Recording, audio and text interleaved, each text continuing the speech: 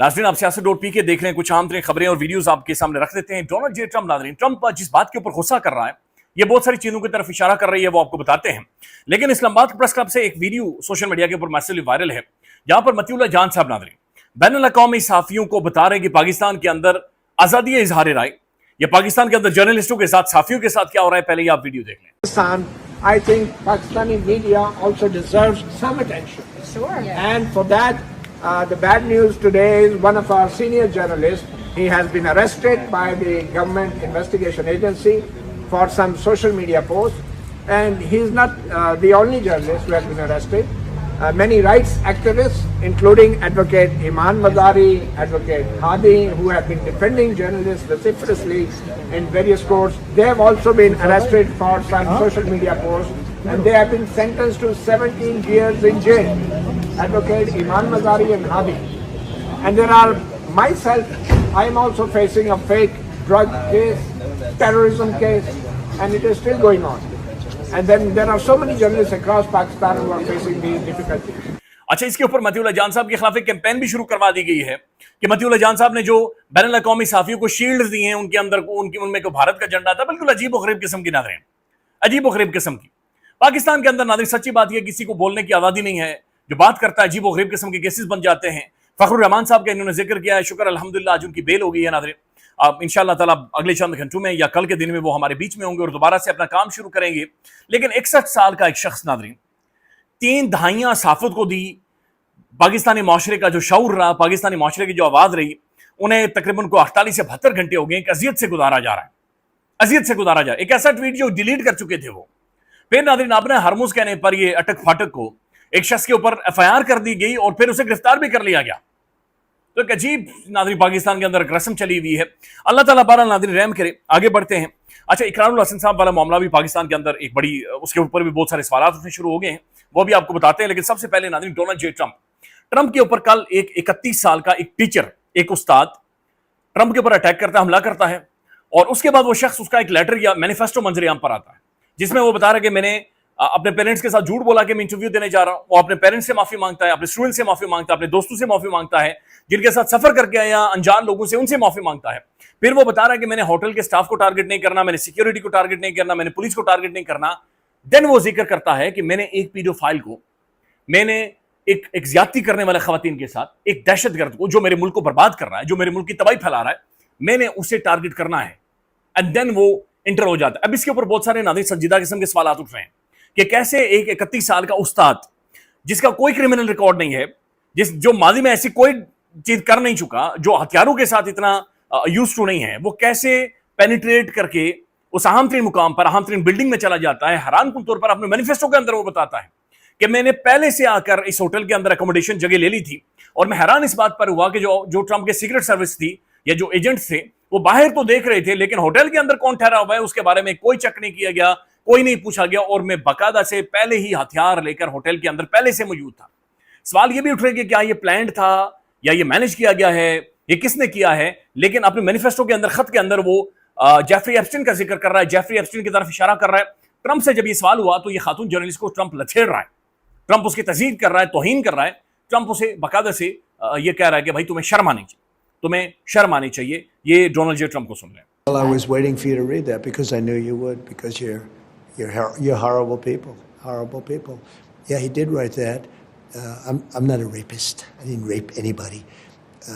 Do you think he was referring to you? Excuse me. I'm not a pedophile. You read that crap from some sick person. इस बंदे की, नाज़रीन, ज़हनी कैफियत का आप अंदाजा लगाएं। ये अमेरिकन प्रेसिडेंट है और ये अहम तरीन वॉर के अंदर, जिससे पूरी दुनिया इस वक्त मुतासिर हो रही है, पूरी दुनिया खौफनाक किस्म के क्राइसिस में है। ट्रुथ सोशल के ऊपर ट्रंप ने एक क्लिप शेयर किया है, ये फॉक्स न्यूज का क्लिप है, नाज़रीन, जहां पर यह सवाल पूछा जाता है कि अमेरिका के अंदर, ईरान के अंदर माजरत के साथ महसूस ये हो रहा है कि 2 फैक्शंस हैं। एक ये कह रहा है कि भाई मुज़ाकरात अमेरिका के साथ करने चाहिए और दूसरा कह रहा है कि मुज़ाकरात नहीं करने चाहिए। अब वहां पर बाकायदा से कहा जा रहा है कि जो शख्सियत या जो धड़ा ये कह रहा है कि मुज़ाकरात नहीं करने चाहिए, डोनाल्ड जे ट्रंप को उन्हें मार देना चाहिए। ये कैसी गुफ्तगू है और ट्रंप उसे शेयर कर रहा है, ये आप सुन लें। Well, if there are two factions in Iran, one that wants a deal and one that doesn't want a deal, let's kill the ones that don't want a deal. If it's that simple, we've killed over 50 Iranian leaders so far. Let's go back. Let's end the ceasefire and finish the job. Admiral Cooper has taken out about 70 to 80% of the targets he was assigned. There's another 20 to 30% to be done. Let's finish that. ये परेशान कुन गुफ्तगू है, ये परेशान कुन ज़हनी कैफियत है जिसमें से American president Donald J Trump गुजर रहा है। ये परेशान कुन सूरत-ए-हाल जो कि बनी हुई है। एक सवाल नाज़रीन ये भी खड़ा हो चुका है कि क्या ये जो कल ट्रंप के साथ हुआ है, जो उसके ऊपर एक असैसिनेशन अटेम्प्ट बाज़ाहिर नजर आ रही कि हुई है, क्या ये ट्रंप को डराने के लिए की गई है, ट्रंप को धमकाने के लिए की गई है कि भाई सीज फायर ना करो बल्कि अपनी पूरी मिलिट्री माइट झोंक दो, ईरान में आग लगा दो, तबाही और बर्बादी फैला दो। ये हो क्या रहा है नाज़रीन? ये किसने करवाया है और ये क्यों करवाया है, ये समझ से बाहर है। कैसे इस बंदे की इतनी ज्यादा एक्सेस थी, कैसे ये बाकायदा से हथियारों को लॉक करके वहां तक पहुंचा है, ये बहुत सारे सवाल जो खड़े हो गए हैं। और कैसे उसके मैनिफेस्टो, फिर 1000 पेजेस का मैनिफेस्टो एकदम से सीक्रेट सर्विस के हाथों लग जाता है, फिर वो शेयर भी कर देते हैं, मीडिया पर भी आ जाता है। उसके अंदर जेफरी एप्स्टीन फाइल्स का भी जिक्र है, उसमें वो ट्रंप की काली करतूतों का भी जिक्र है। तो दूसरी तरफ नाज़रीन एक सवाल ये भी है कि मिडिल ईस्ट के अंदर ट्रंप जो एक मैसिव बिल्डअप कर रहा है, वो बिल्डअप क्यों कर रहा है? फिर नाज़रीन एक और खबर ये आ रही है कि अब्बास अरागची या जो ईरान है, ये अब एक मैसिव डिप्लोमेटिक मूव की तरफ जा रहे हैं, जहां पर ये बाकी प्लेयर्स को भी इस सारी सूरत-ए-हाल के अंदर इकट्ठा करने वाले हैं। पाकिस्तान के अंदर आए, पाकिस्तान एक अहम मीडिएटर है। ओमान में गए, ओमान पहले भी मीडिएट करवा रहा था उस स्ट्रेट ऑफ हॉर्मुज में, ओमान के साथ उनके स्टेक्स हैं।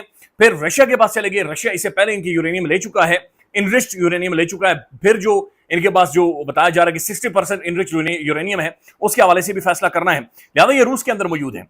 अब जो ड्राफ्ट सामने आ रहा है, जो मुबैयन तौर पर फील्ड मार्शल साहब के सामने या पाकिस्तान की अथॉरिटीज के सामने रखा गया है, उसके अंदर ईरान ही आर्गुमेंट कर रहा है कि हमारी जो न्यूक्लियर कैपेबिलिटीज हैं या जो न्यूक्लियर सलाहियतें हैं, उनके ऊपर बातचीत नहीं होगी। बातचीत होगी अपना हरमुज के ऊपर और ब्लॉकेड खत्म करने के ऊपर, इसके अलावा किसी चीज के ऊपर बातचीत नहीं होगी। और वो मैनिफेस्टो बाकायदा से वो मैनिफेस्टो नहीं बल्कि वो एक नया प्रपोजल ईरान प्रपोज कर रहा है कि बाकी सारी चीजें बाद में, पहले ये चंद चीजें हैं जो आपने तय करनी है और इनके ऊपर फैसला होना है। अब नाज़रीन पाकिस्तान के अंदर जाहिर है एक सोशल मीडिया के ऊपर एक मैसिव डिस्कशन इस सारी इशू के ऊपर शुरू हो गई है, जो इकरारुल हसन साहब के साथ हुआ है या जो उन्होंने किया है। एक एफआईए के ऑफिशियल जो कि बावर्दी ऑफिशियल है नादिर, उसकी वीडियो आई है। अब नादिर बलोच साहब ने एक क्लिप शेयर किया है जिसके अंदर वो ये बता रहे हैं कि इकरार साहब खुद अपनी बात से मुकर गए हैं कि मुझे गाली नहीं दी गई है या मैं गाली का लफ्ज इस्तेमाल करके हमदर्दी नहीं समेटना चाह रहा। ये आप इकरार साहब का वो क्लिप सुन लें।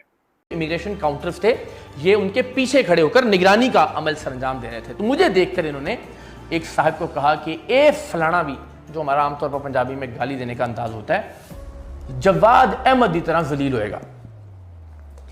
मैं नहीं कहता कि मुझे गाली दी गई कोई, ताकि ये ना सोचे कि मैं कोई हमदर्दी लेना चाहता हूं, कोई माइलेज लेना चाहता हूं, किसी तरह की कोई लिवरेज हासिल करना चाहता हूं। अच्छा नाज़रीन, एक और क्लिप है जहां पर वो एफआईए का ऑफिशियल जा रहा है, इकरार साहब उसे कह रहे हैं कि तुम जा नहीं सकते, तुमने माफी मांगनी है, तुमने माफी मांगनी है, मर्द के बच्चे बनो। बार बार कह रहे मर्द के बच्चे बनो। मोहसिन नकवी से तनख्वाह लेते हो, उसी मोहसिन नकवी से पैसे लेते हो, उसी आर्मी चीफ की रियासत में। तो ये जो गुफ्तगू है बड़ा सख्त लहजा है, बहुत तल्ख लहजा है इकरार साहब का। ये भी आप सुनो। बात की सर, मैंने आपसे बात ही नहीं की सर। आपने किसके बारे में बात की? आपको माफी मांगना पड़ेगी। नहीं जाएंगे आप यहाँ से, चले।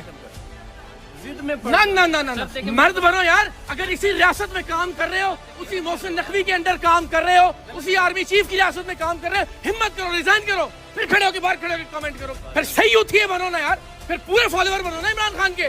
यूनिफॉर्म भी पहना हुआ है, पैसे भी ले रहे हो, उसी मोहसिन नकवी के अंडर काम भी कर रहे हो और गालियां भी दे रहे हो और दूसरों को भी गालियां दे रहे हो। इकरार साहब ने ना बाद में आकर अपने व्लॉग में ये भी कहा कि मैं नहीं चाहता कि उसकी नौकरी चली जाए, लेकिन सोशल मीडिया पर इकरार साहब ने बाकायदा से सवाल उठा दिए और इकरार साहब ये सवाल उठा रहे हैं कि भाई एक वर्दी वाला किसी की पॉलिटिकल स्ट्रगल के ऊपर कमेंट कर सकता। अच्छा, एक सवाल ये भी पाकिस्तान में उठ रहा है कि भाई ये जवाद अहमद की तरह जलील हो रहा है, ये ख्वार हो रहा है, इसमें गाली किधर है? ये किस चीज को इकरार साहब ने गाली तस्वुर किया है? जवाद अहमद साहब तो गाली नहीं हो सकते, या जवाद अहमद का नाम तो कम से कम गाली नहीं हो सकता। तो फिर ये हुआ क्या है? ये बहुत सारी चीजें जो कि जिनके ऊपर सवाल उठ रहे हैं। लेकिन इकरार साहब का नाज़रीन ये सवाल कि एक वर्दी वाला कैसे किसी की पॉलिटिकल स्ट्रगल के ऊपर कमेंट कर सकता है, तो उसके ऊपर लोग ये कह रहे हैं कि इकरार साहब इस बात को समझने की जरूरत है कि भाई कोई भी वर्दी वाला एक पॉलिटिकल थॉट तो रख सकता है, पॉलिटिकल सोच तो रख सकता है, यानी सियासी सोच रखना एक बेसिक बुनियादी ह्यूमन इंसानी राइट है। वोट करना भी बेसिक ह्यूमन राइट है। आपका हेल्थ या आपकी वर्दी ये आपको इस बात से नहीं रोकती कि आपने पॉलिटिकल सोच नहीं रखनी या आपने वोट कास्ट नहीं करना। मसला वहां पर शुरू हो जाता है कि जब आप वर्दी का इस्तेमाल करते हुए या स्टेटस का इस्तेमाल करते हुए पॉलिटिकल मनूवरिंग करते हैं, पॉलिटिकल मैनेजमेंट करते हैं, आप ह्यूमन राइट वायलेशंस करते हैं, सवाल वहां पर शुरू हो जाता है। जिसके ऊपर बहुत सारे नादरी सवाल उठ रहे हैं। लेकिन बहरहाल इकरार साहब का नादरी ये सवाल कि भाई एक वर्दी वाला कमेंट कैसे कर सकता है, और फिर बहुत सारे लोग ये भी निशानदेही कर रहे हैं, बल्कि मैं चाह रहा हूं कि ये असदुल्ला खान साहब का ट्वीट ये फुल स्क्रीन के ऊपर चलाएं, जहां पर ये बड़े अहम तरीन चीजों की तरफ इशारा करके बता रहे हैं कि इकरार साहब आपका जो रवैया था नामुनासिब था, आपका जो लहजा था नामुनासिब था। इसी दौरान नाज़रीन हमने कल एक और वीडियो देखी कि जहां पर अल्लामा ताहिर अशरफी साहब को लोग घेरे में ले लेते हैं और बड़े अहम तरीन सवाल करते हैं। अब ताहिर अशरफी साहब ने भी बाद में आकर यह कहा कि भाई मैं अपनी फैमिली के साथ मौजूद था, ऐसे नहीं होना चाहिए था। देखिए नहीं होना चाहिए, पब्लिक घेराव किसी का भी नहीं होना चाहिए, अवाम में नहीं करना चाहिए जो ताहिर अशरफी साहब के साथ हुआ है। भाई कोई किसी फ्रेम ऑफ माइंड में जा रहा होता है, बहरहाल नहीं हो सकता, नहीं पब्लिकली नहीं करना चाहिए। लेकिन ताहिर अशरफी साहब से भी नाज़रीन सोशल मीडिया पर आकर हर जगह पर लोग ये सवाल पूछ रहे हैं कि ताहिर अशरफी साहब कल आप इमरान खान के कसीदे पढ़ते थे, आप इमरान खान की टीसी करते थे, आप इमरान खान की तारीफें करते थे, आज बराए मेहरबानी ये बताएं कि आप कैसे अगेन इस रिजीम के साथ खड़े हो गए हैं जिसके खिलाफ इमरान खान खड़ा है। तो ये बहुत सारे सवाल हैं नाज़रीन पाकिस्तान के सोशल मीडिया और मीडिया के ऊपर मौजूद हैं। ख्याल रखिएगा, अपडेट करेंगे। अल्लाह हाफिज़।